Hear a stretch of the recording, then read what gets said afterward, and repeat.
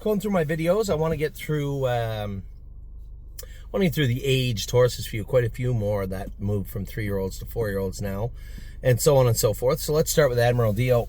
Poor outings in his last two. Harry scoped him his last start and said that there was some blood there. So we entered him on the Lasix program. I know I talked to Travis, and he thought he was into his knees pretty good. So I don't really know what to say about Admiral Dio other than to say he'd want to race better his next start, or he'd be on his way over to the Meadows. That will be the plan with him. We'll see how that plays out. Arson schooled today at Mohawk. I was told he went very, very good. He'll be qualifying next week at Mohawk also with James and Harry.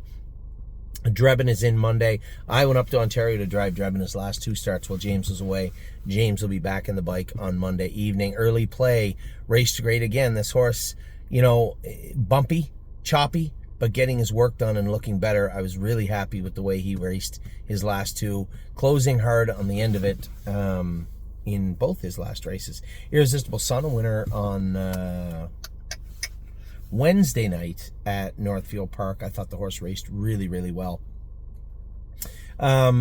He's got a lot of growing up to do also, and I think he'll mature. I hope he matures and he ends up being an open trotter at Northfield. That was the plan when we kept him, and that is the trajectory he's on right now. Lover's Play, she has concluded her racing career. I should put beside Lover's Play that she will be a broodmare very soon. It's looking like International Money will be the mate of Lover's Play this spring. Memory and Imagination was great the other day. Out all the way to the 3/8, cleared to the front, just picked off at the wire in 56. He drew the outside again, the 8-hole this time. This Wednesday coming up. Mounds for All is in Monday. James is going to drive Mounds for All. It's very simple. Mounds for All either looks like he's a winner or would be a winner very soon in that class in Ontario, or that will be his last start at Mohawk. I know there's very, very fruitful paths for him at Miami Valley, at Northfield, at the Meadows, any of those, and he'll do very, very well. So if he can't do in the one at Mohawk, that's fine. He'll be on the move if he cannot. Tenacious Hanover, that was his best start of his life. I know it was only 58, and it was in a condition claimer or condition race, but at the end of the day, Tenacious Hanover looked very, very good in winning the other night. Time is on my side. He looked better. He was a winner in 51 and won his last start on a less than good day. And just super, super impressed with this horse. 6-hole in an open handicap at Northfield on Sunday. Vehement, I just got done watching him race. The horse looked very, very good. Was off 2.5 weeks, closing in, finished second. Raced good at the Meadows. Watch your mouth. Raced decent his last start also.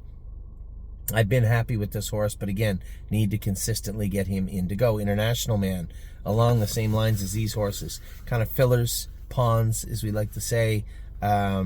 I thought he raced good the other day. I thought he could have been a winner if he wanted to be, but he finished second and raced okay.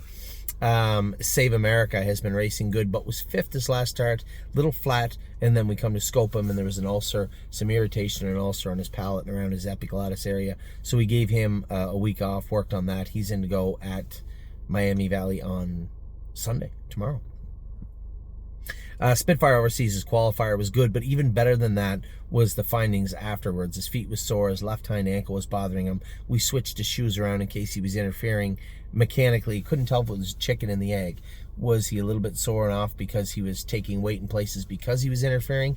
Usually it's the latter, but we made adjustments for both. What I mean by that is usually the horses are a little sore and then they interfere.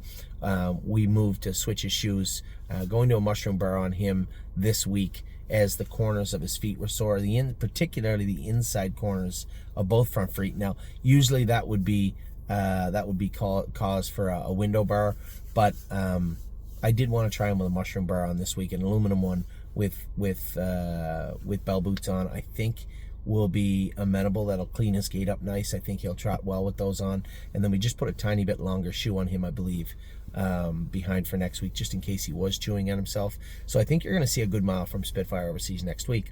Texong Soprano has been awesome and was awesome again on Friday. A great job by Megan with him. He looked great. Greatest Ending is in tomorrow in Miami Valley. He too has been racing good. JK Victory has been racing good, but was admittedly flat his last start. Scoped him after, lots of mucus, a little bit of blood. Did some work on him, give him a week off. He's back in to go on Monday. Looks like Money was good again. A win and three narrow losses, finishing second, 3 starts in a row. He's got the outside in what they're calling the open trot this week at the Meadows on Wednesday. Neptune will make, as I said before, his North American debut tonight at Mohawk. Tonight at Mohawk, Rock Shining Star. We're going to give him 3 weeks off. He's going out to the field. He just looked flat the other day. And he's got a lot of starts in a row. It's time to just give him a little rest, little break, freshen him up, and bring him back. No, it won't be 6 or 8 or 10 weeks. It will be 3, and he'll be back in the burn. A 3-point blue chip has been in since Monday at the Meadows. He's coming back over to Northfield because there's no real need for him to be training down at the Meadows. Tim has Spitfire Overseas and Looks Like Money there right now. There's nowhere to put another horse in that class, so we simply will opt to leave him at Northfield and likely race him at Miami Valley his first start. Troy's little frustrating thing happened this week. Entered him in the go. He's got $12,000 life, but he's 6. It never dawned on me, not even the least. In fact, I'm not even sure I knew he was 6. Thought maybe he was 4 or 5. Put him in to go and he didn't get in. I'm like, that's impossible. How wouldn't he get in? Did we not pay the eligibilities? No, I know they were paid. Qualified. There shouldn't be any reason why he couldn't get in. Then we looked, 5 and under. Now where's the 2 or 20? So we entered him in the numbers of 2,500, which is unfair to the horse. If they're not going to let him in the numbers of 2, he's on a truck immediately, and we'll race him in the numbers of 20 at Miami Valley. They race for $15,000, which is about $4,000 more than they go for at Mohawk in the numbers of 2,500. I'm not saying that they have to. I don't even know why you would have a cap, a 5-year-old cap. Like, how many times did you ever say, it's just unfair? I got this 7-year-old or 6-year-old that has 1 win or 2 wins and $15,000 made. He's just so much better than the numbers of 2. I'm just going to crush them. Where would that ever happen? Never.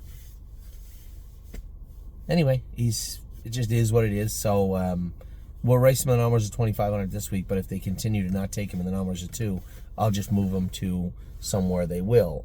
I'm not. It is what it is. Upon reflection, it has always been a 5-year-old and a younger race. I'm just not really sure why. So Troysa is going to race Monday, and then we'll see what happens after that. Yo Mister was a winner the other day, and somebody said, well, horse on the front run in the last turn. I love when the people give you a reason why your horse didn't race good. He raced good, and I would argue he probably still would have been a winner. Maybe he would have, maybe he wouldn't have. We'll never know, because the horse did make a break. Yo Mister did not. The other horse did. And then Yo Mister won the race. So a good win by him. I was happy. Chevron's Bypass, I've said it 3 times today now. Stay left in the last turn. I think just moving her first over looked like the right move at the time, just with the wrong horse. And again, I'm not positive, but from what my take from the mare, 1, close her up, get that open bridle off her. Secondly, put her in a place you don't have to move her, so i.e. don't get away 5th, 6th, 7th, where you're out in the flow. Try to get away 1, 2, 3, stay along the rail, and see how she does. I know she can leave. I drove her. Where are we next? Delicious Stone DK trained in 20 the other day. His quarter crack did show a little trickle of blood still. It's not gushing. It's not sore. He wasn't sore to palpate it or sore on it. So it is in the final stages of getting cleared up. So I said to Dom, swim him, train him Wednesday, swim him, train him Saturday, get him in to qualify. We're not spending a whole bunch of time screwing around with Delicious Stone DK. I know it's been a frustrating ordeal, but it's gone on long enough. And Patrick de Piranha, also eligible on Sunday. I thought that sucked until I saw him draw 8 on Wednesday. That really sucks. So I told you guys we're going to have to duck him a little bit now and again anyway. I wasn't thinking this way, but he's going to go the other way. Probably put an open bridle on him, take him back to last, and race him on Wednesday. There's not much more we can do from post 8 on a half-mile track. Those are your racehorses. I got the 2-year-olds and 3-year-olds to come back with. We'll start with the 3-year-olds in just a second.